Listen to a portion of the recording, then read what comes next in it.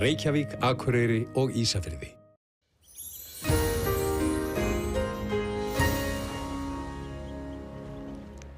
Já, komið sæl, við byrjum hér á samskonar mynd og við hófum fregnartíman í gær á, það er að segja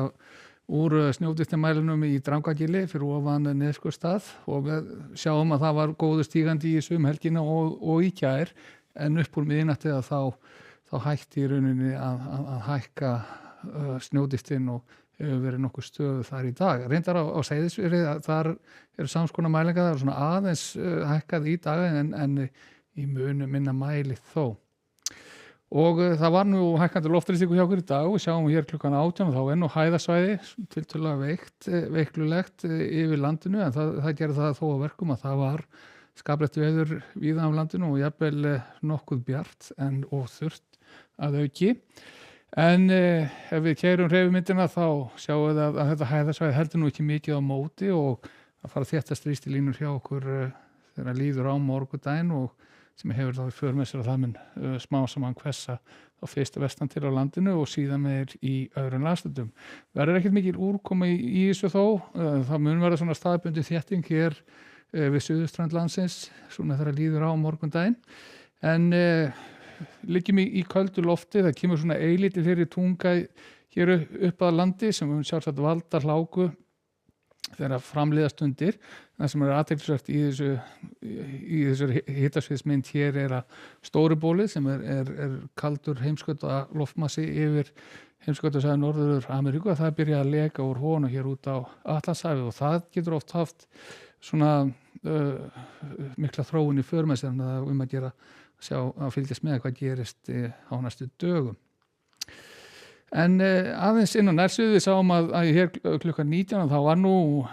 svona bjartir blettir víða land, helst að veri skýja hér við suðurströndina sem og köflum norðaustanlands, en nánast enga úrkomu að finna í þessu og við sjáum síðan þegar við keyrum hreyfimyndina í gang að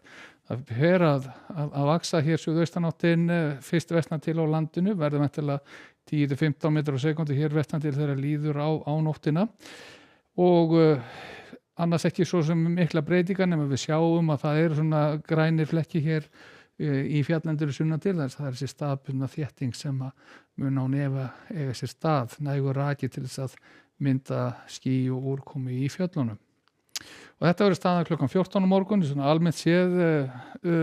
sunnan á láglendi hér sunnan og vestan til hiti eða rétt yfir frostmarki, annars erum við að tala frost og nokkuð bjart veður norðanvert landið. En þróunin síðan áfram þá sjáum við að það smá saman bætir í vind þegar austardregur á landinu og orðið nokkuð hvasst hér sérstaklega við suðvesturströndin þegar þessi skil fara virkilega að þrýsta á að fara nótt fimmtudags afsaki. En þau fara nú svona í gegn hjá okkur eða upp úr hádegi á fimmtudaginn og þá verður staðan á fimmtudaginn klukkan 14 á þessa leið, það er nú orð svona víðast hvar rauða tölur á láglendi og úrkoman í þessu skilum verður nú svona slita eða rigning og skilin leita síðan hægt og bítandi norðaustur yfir landið og það ber nú að taka fram þetta nákvæmlega veikluleg skil svona víðast hvar á landinu nema ef við erum skildi hér suðaustanlands nokkuð svona tætt og þegar komið fara á föstudaginn þá liggja þau hér yfir norðausturhlutanum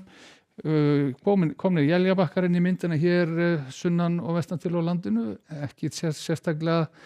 margir nýja efnismiklir og á föstudaginn þá verða hitatölur svona almennt sig bara í kringu núllið, éljabakkar sem koma hér inn á suðvesturhornið og við getum fengið bara slittu snjókomu eða rigningu þá á norðausturhorninu, en þessi skil ætla síðan að leita